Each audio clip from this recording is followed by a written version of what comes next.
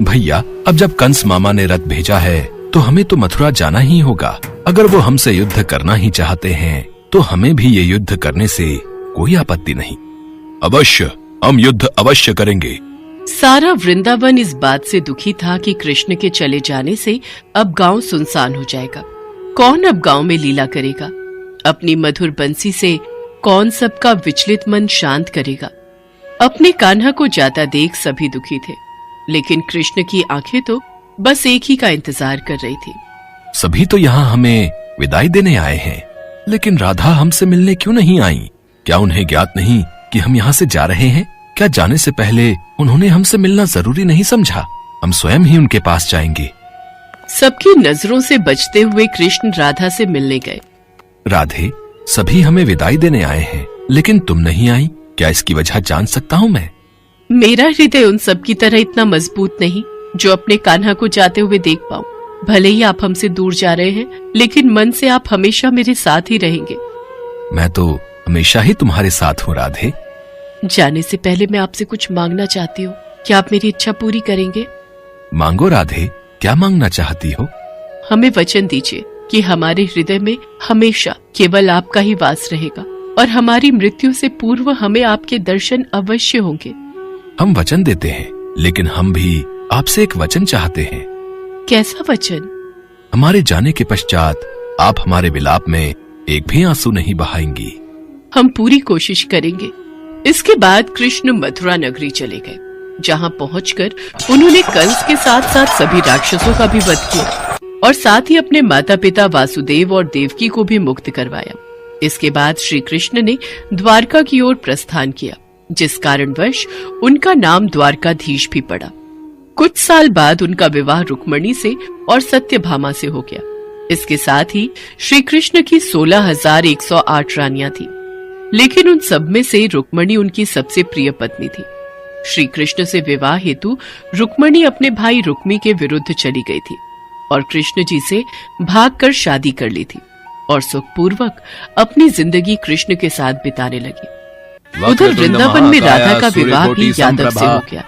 अपना पत्नी धर्म निभाते हुए राधा ने अपने सभी कर्तव्य पूरे किए, लेकिन प्रेम तो वो अभी भी कृष्ण से ही किया करती थी। देखते ही देखते कई साल बीत गए। एक दिन राधा सोचती है, मैंने अपने सभी कर्तव्य पूरे किए, अब मैं अपने सभी कर्तव्यों से मुक्त हूँ, इसलिए अब मैं अपने कान्हा के पास द्वारका चली जाऊंगी। सारे कर्तव्य भली भांति पूरा करने के पश्चात राधा अपने प्रियतम की नगरी द्वारका पहुंच गई। जब कृष्ण ने राधा को देखा तो वो बहुत प्रसन्न हुए। द्वारका में राधा को कोई नहीं पहचानता था, जिस वजह से राधा ने कृष्ण से अनुरोध करके उनको अपने महल में सेविका का कार्यभार देने के लिए कहा। प्रभु, मुझे अपने महल में सेविका का कार्यभार सौंप दीजिए।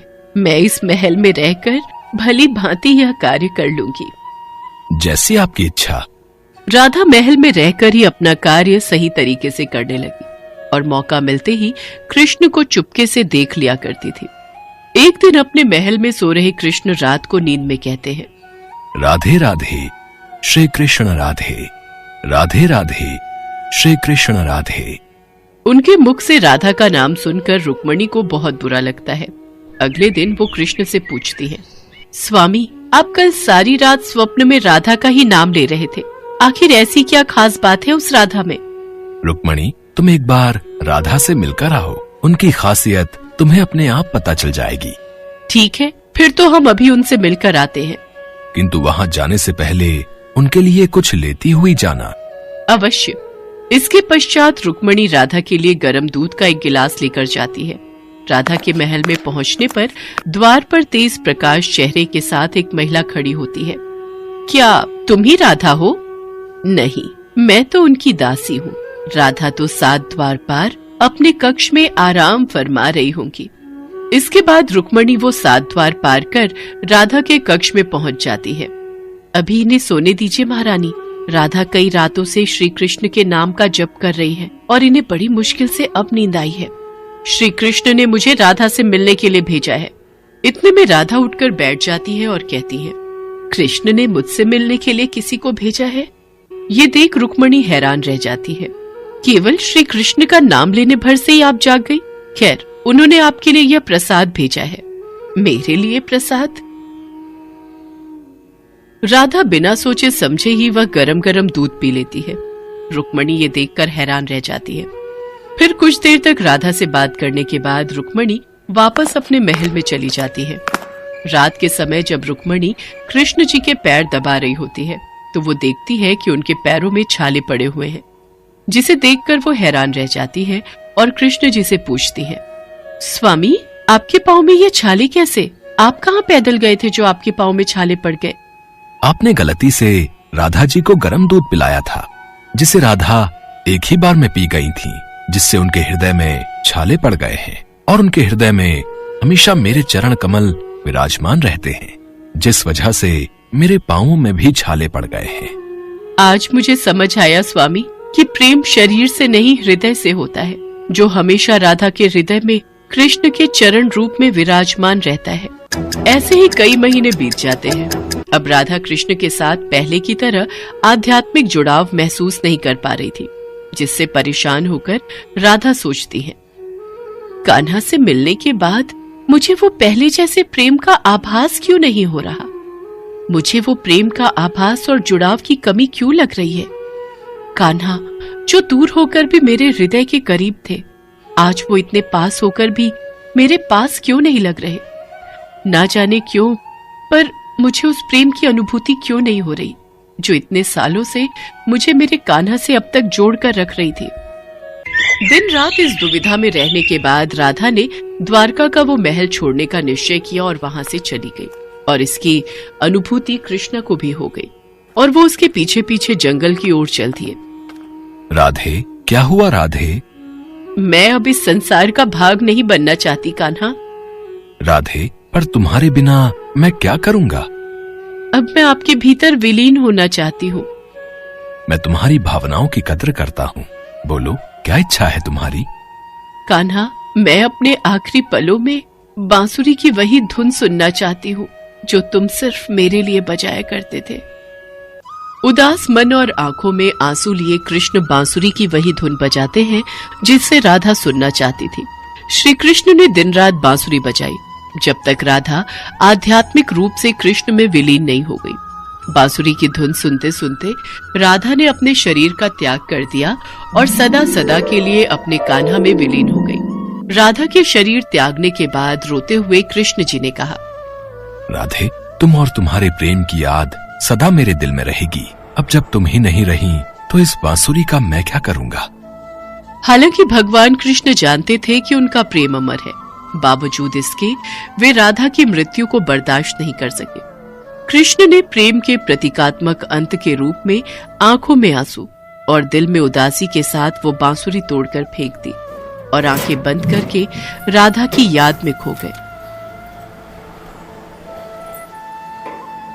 इसके बाद ताउम्र कभी उन्होंने बांसुरी नहीं बजाई।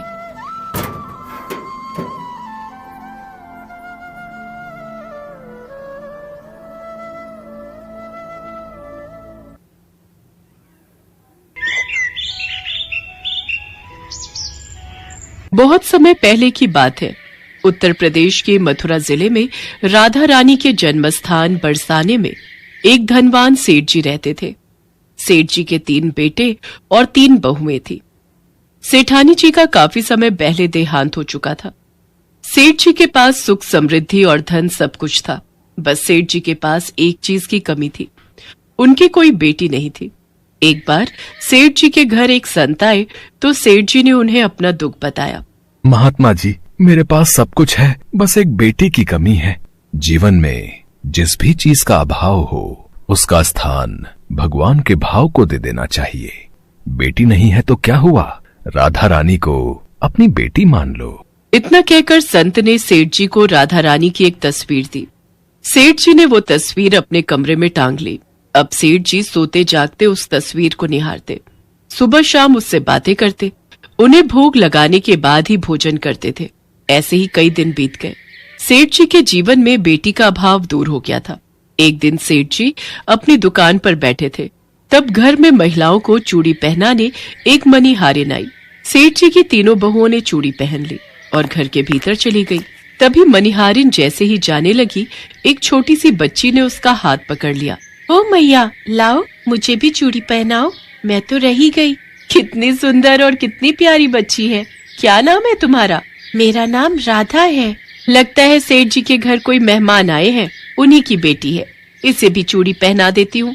हाँ हाँ रुको बेटी, मैं तुम्हें रंग बिरंगी चूड़ियाँ पहना देती हूँ। उस लड़की को चूड़ी पहनाने के बाद मनिहारिन सेठ जी के पास चूड़ियों के दाम लेने पहुंची। सेठ जी, लाओ चूड़ियों के पैसे दो। अच्छा, पहना आई चूड़ियाँ, अभी देता हूँ। सेठ जी पैसे गिनकर मनिहारिन को देने लगे। सेठ जी, मुझे ज्यादा पैसे चाहिए, ये तो कम है। क्यों, चूड़ियों के दाम बढ़ा दिए हैं क्या? नहीं नहीं सेठ जी, दाम नहीं बढ़ाए हैं। हमेशा 3 को चूड़ी पहनाती हूँ, आज 4 को चूड़ी पहनाई है। मेरे घर में तो सिर्फ 3 बहुएं हैं, चौथा कौन आ गया? ये ले पकड़, जब घर में चूड़ी पहनने वाले 3 लोग हैं तो 3 के ही पैसे दूंगा। उसके बाद सेठ जी ने मनिहारिन को 3 बहुओं की चूड़ियों के पैसे देकर मनिहारिन को भेज दिया और घर आकर अपनी बहुओं से पूछा, बड़ी बहू, क्या तुम तीनों के अलावा किसी और ने भी चूड़ियाँ पहनी थी? नहीं तो पिताजी, हम तीनों ने ही पहनी थी। क्यों, क्या हुआ? इसका मतलब मनिहारिन मेरे से झूठ बोलकर ज्यादा पैसे ले जा रही थी। अच्छा हुआ मैंने उसे पैसे नहीं दिए। लाओ लाओ बहू, भोजन ले आओ। राधा रानी को भोग लगाकर मैं भोजन कर लेता हूँ। सेठ जी ने राधा रानी को भोजन का भोग लगाया और स्वयं भी भोजन खाकर राधा रानी का नाम जपते हुए सो गए। उस रात सेठ जी के सपने में राधा रानी आई। वे बहुत उदास थी, उनकी आंखें नम थी। बेटी, क्या हुआ, तुम क्यों उदास हो? पिताजी, आज मेरे घर चूड़ी पहनाने मनिहारिन आई थी। मैंने भी उससे चूड़ियाँ पहन ली। 3 बहुओं की चूड़ियों का मोल तो मनिहारिन को चुका दिया, परंतु अपनी बेटी को भूल गए। मैं भी तो उसी घर में रहती हूँ ना पिताजी, आप ही तो कहते हो मैं आपकी बेटी हूँ। राधा रानी की बातों को सुनकर सपने में ही सेठ जी की आंखों से आंसुओं की धारा बहने लगी। अगले दिन सुबह सुबह सेठ जी मनिहारिन के घर पहुंचे और बोले, मनिहारिन, तेरा भाग्य तो संत महात्माओं से भी बड़ा है। मैंने श्री राधा रानी को अपनी बेटी माना है, लेकिन अभी तक इन आंखों से उनके दर्शन नहीं हुए और तुझसे वो चूड़ी पहन गई। सेठ जी ने मनिहारिन के चरण पकड़ लिए। तुमने मेरी बेटी को चूड़ियां पहनाई हैं, जो मोल लेना है ले लो। सेठ जी की बातों को सुनकर मनिहारिन की आंखों से आंसू गिरने लगे। सचमुच वो मनिहारिन बहुत भाग्यशाली थी, जो उसे श्री राधा रानी को चूड़ी पहनाने का